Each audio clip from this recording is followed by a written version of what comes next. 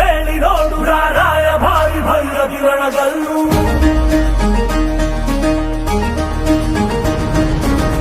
ಧಿಕ್ಕರಿಸಿದ ರಾಮ ಶಕ್ತಿಯನ್ನು ಕಾಣದೆ ನೇಕರಿಸುವನಿವನೆಲ್ಲು. ಬದಲಾಗಿಸುವ ಸಿದ್ಧಾಂತಕ್ಕೆ ಮುಖಪುಟದ ಮುನ್ನುಡಿ ಗೆತ್ತುವನೆಲ್ಲು. ಬಡವರ ಬದುಕಲು ಕಾಯಲು ನಿಂತ ಸಿಂಹ ಕೇಸರಿ ಬಾ.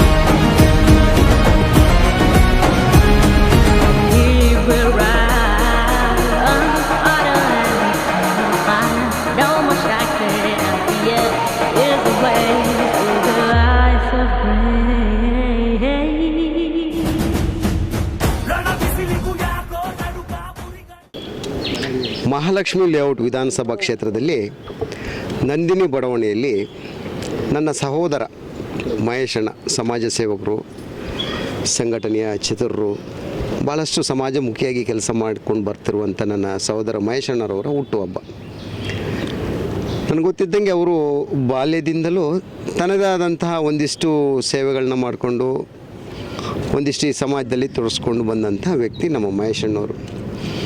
ನಮಗೆ ಸಾಕ್ಷಿಯಾಗಿ ಇವತ್ತು ನೋಡ್ಬೋದು. ನಾವು ಈ ಒಂದು ಪಾರ್ಕು ಏನು ಅಂಬೇಡ್ಕರ್ ಉದ್ಯಾನವನ ಇದೆ, ಅವರ ಮಗಳ ಒಂದು ಸ್ಮರಣಾರ್ಥವಾಗಿ ಈ ಒಂದು ಉದ್ಯಾನವನದಲ್ಲಿ ಅಲ್ಲಿ ನಿಂತ್ಕೊಂಡು ನೋಡಿದ್ರೆ, ಈ ಅಂಬೇಡ್ಕರ್ ಉದ್ಯಾನವನಕ್ಕೆ ಬರುವ ಹೊರಗಡೆ ನೋಡಿದ್ರೆ ನಾವೆಲ್ಲೋ ಒಂದು ಖಂಡಿತವಾಗ್ಲೂ ಈ ಕರ್ನಾಟಕದಲ್ಲಿದ್ದಂಗೆ ಕಾಣಲ್ಲ. ಆ ಒಂದು ಅಟ್ಮಾಸ್ಫಿಯರ್, ಆ ಒಂದು ವಾತಾವರಣ, ಈ ಒಂದು ಗಿಡ ಮರಗಳ ಮಧ್ಯದಲ್ಲಿ ಅಂಬೇಡ್ಕರ್ ಅವರ ಒಂದು ಪ್ರತಿಮೆನ ನಿರ್ಮಾಣ ಮಾಡಿ, ಅಂದರೆ ಅವರದಲ್ಲಿ ನಾವು ಏನು ಕಾಣ್ಬೋದು ಅಂದರೆ ಸಮಾಜದ ಕಾಳಜಿ.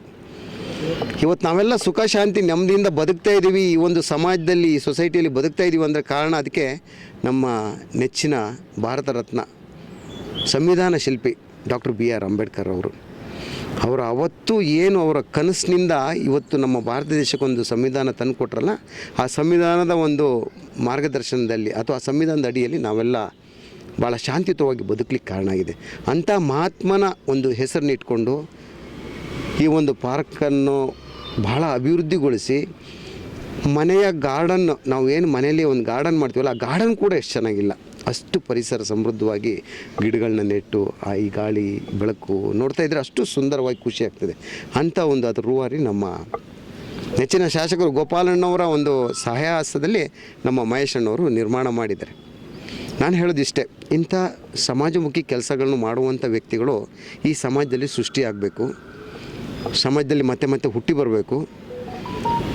ಆದರ್ಶ ಇಲ್ಲಿಗೆ ಮಹೇಶಣ್ಣ ಅಂದರೆ ಎಲ್ಲರಿಗೂ ಸಾವಿರಾರು ಜನರಿಗೆ ಚಿರಪರಿಚಿತರು. ಕಾರಣ ಏನು, ಸುಮ್ಮನೆ ಯಾರು ಸಾರ್ವಜನಿಕರು ಜೀವನದಲ್ಲಿ ಒಬ್ಬ ಲೀಡರ್ ಆಗಲಿಕ್ಕೆ ಸಾಧ್ಯ ಇಲ್ಲ. ಮಹೇಶಣ್ಣ ಅಂದರೆ ಎಲ್ಲರಿಗೂ ಗೊತ್ತಿದೆ. ಆ ರೀತಿಯ ವ್ಯಕ್ತಿತ್ವವನ್ನು ರೂಪಿಸ್ಕೊಂಡು ಅವರಿಂದ ಮತ್ತಷ್ಟು ಮುಂದಿನ ದಿನಗಳಲ್ಲಿ ಈ ಸಮಾಜಕ್ಕೆ ಕೊಡುಗೆಗಳು ಸಿಗಲಿ. ಯಾಕಂದರೆ ದೇವರು ಬೆಳೀತಾ ಒಬ್ಬ ಸದೃಢವಾದಂಥ ವ್ಯಕ್ತಿಯನ್ನು ಅವನಿಗೆ ಎಲ್ಲ ರೀತಿಯ ಶಕ್ತಿಯನ್ನು ಕೊಟ್ಬಿಡ್ತಾನೆ. ಆ ಶಕ್ತಿ ಸಮಾಜಕ್ಕೆ ಉಪಯೋಗ ಬರಬೇಕು. ಒಂದು ಹೆಸರು ಮಾಡೋದು ಕಷ್ಟ, ಹೆಸರು ಮಾಡಿದ ಮೇಲೆ ಒಂದಿಷ್ಟು ಸಮಾಜದ ಕೆಲಸ ಮಾಡೋದು ಬಹಳಷ್ಟು ಕಷ್ಟ ಏನಲ್ಲ ನನ್ನ ಪ್ರಕಾರ. ಯಾಕಂದರೆ ಆ ಹೆಸರು ಕೂಡ ಆ ಸಮಾಜದಲ್ಲಿ ಚಾಕಚಕ್ಯತೆಯಿಂದ ಕೆಲಸಗಳನ್ನ ಮಾಡ್ತದೆ ಆ ಹೆಸರು.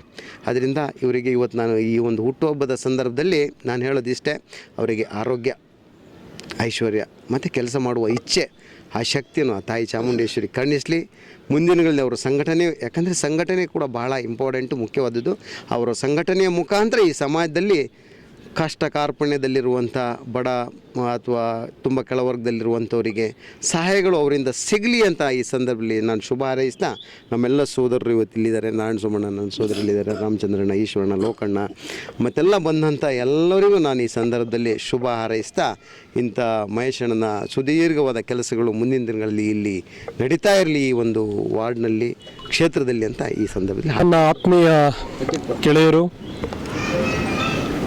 ಡಾಕ್ಟರ್ BR ಅಂಬೇಡ್ಕರ್ ಪಾರ್ಕಿನ ನಿರ್ಮಾತೃಗಳು ಆದಂಥ ಮಹೇಶಣ್ಣನವರಿಗೆ ಹುಟ್ಟುಹಬ್ಬದ ಶುಭಾಶಯಗಳನ್ನು ಕೋರ್ತಾ, ಇವತ್ತು ಈ ಶುಭ ಸಂದರ್ಭದಲ್ಲಿ ಅವರಿಗೆ ನಾವು ಶುಭ ಕೋರೋದಕ್ಕೆ ನಮ್ಮ ನಿಕಟಪೂರ್ವ ಮಹಾಲಕ್ಷ್ಮಿ ಲೇಔಟ್ ವಿಧಾನಸಭಾ ಕ್ಷೇತ್ರದ ಅಧ್ಯಕ್ಷರಾದಂಥ ರಾಘವೇಂದ್ರ ಶೆಟ್ಟಿಜಿರವರು, ನಮ್ಮ ನಂದಿನಿ ಲೇಔಟ್ ವಾರ್ಡಿನ ನಿಕಟಪೂರ್ವ ಅಧ್ಯಕ್ಷರಾದಂಥ ನಮ್ಮ ಲೋಕೇಶ್ ಜಿರವರು, ನಮ್ಮ ಈಶ್ವರಣ್ಣನವರು, ರಾಮಚಂದ್ರಗೌಡರು, ನಮ್ಮ ರಂಗಸ್ವಾಮಿಯವರು ಮತ್ತು ಎಲ್ಲ ನನ್ನ ಆತ್ಮೀಯ ಗೆಳೆಯರು ಕೂಡ ಇವತ್ತು ಈ ಸಂದರ್ಭದಲ್ಲಿ ನಾವು ಸಾಕ್ಷಿಯಾಗಿದ್ದೇವೆ. ನಾನು ಈ ಸಂದರ್ಭದಲ್ಲಿ ಒಂದು ಮಾತು ಹೇಳೋಕ್ಕೆ ಇಷ್ಟಪಡ್ತೀನಿ. ಮನುಷ್ಯ ಹುಟ್ಟು ಆಕಸ್ಮಿಕ, ಸಾವು ನಿಶ್ಚಿತ. ಆದರೆ ಮನುಷ್ಯನಾಗಿ ಹುಟ್ಟಿದ ಮೇಲೆ ಏನಾದರೂ ಒಂದು ಹೆಜ್ಜೆ ಗುರುತನ್ನು ನಾವು ಬಿಟ್ಟು ಹೋಗಬೇಕು ಅಂತೇಳಿ ಹಿರಿಯರು ಹೇಳಿದ್ದಾರೆ.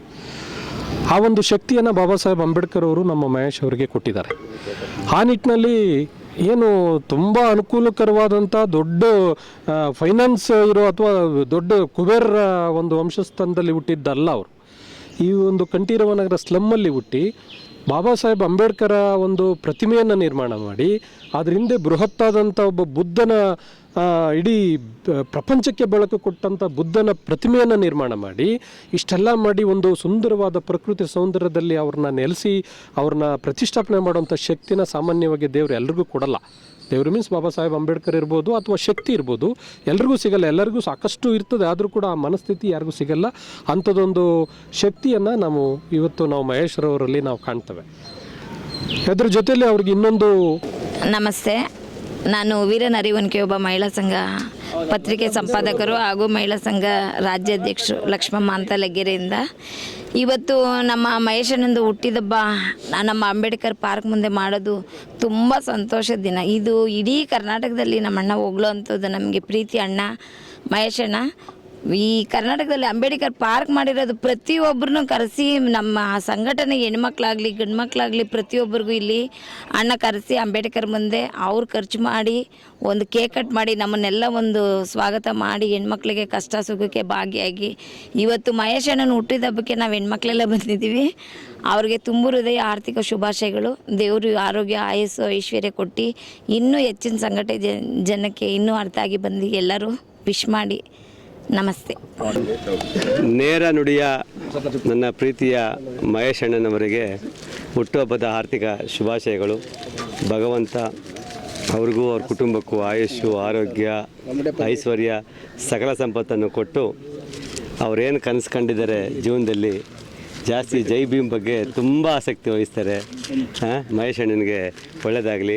ಅವ್ರು ಯಾವತ್ತೂ ನೇರ ನುಡಿ ಮಾತಾಡೋರು, ಹಿಂದೆ ಮುಂದೆ ಮಾತಾಡಲ್ಲ ಅವರು. ಮಹೇಶ್ ಅಣ್ಣ ನೇರ ನುಡಿಯಾಗಿ ಮಾತಾಡ್ತಾರೆ, ಅದು ನಮ್ಗೆ ಇಷ್ಟ ಆಗುತ್ತೆ. ಮಹೇಶ್ ಅಣ್ಣನಿಗೆ ಮತ್ತೊಮ್ಮೆ ಹುಟ್ಟುಹಬ್ಬದ ಶುಭಾಶಯಗಳು. ಅವ್ರ ಮಗರು ಅಷ್ಟೇ ಯಾವಾಗಲೂ ನಮ್ಮ ಜೊತೆ ಇರ್ತಾರೆ, ಗೋಪಾಲಣ್ಣನ ಜೊತೆ ಇರ್ತಾರೆ. ಗೋಪಾಲಣ್ಣನ ಜೊತೆಲೇ ಇರಲಿ ಅಂತ ನಮ್ಮ ಆಸೆ. ಮತ್ತೊಮ್ಮೆ ನಮ್ಮ ಪ್ರೀತಿಯ ಮಹೇಶ್ ಅಣ್ಣನಿಗೆ ಹುಟ್ಟುಹಬ್ಬದ ಆರ್ಥಿಕ ಶುಭಾಶಯಗಳು.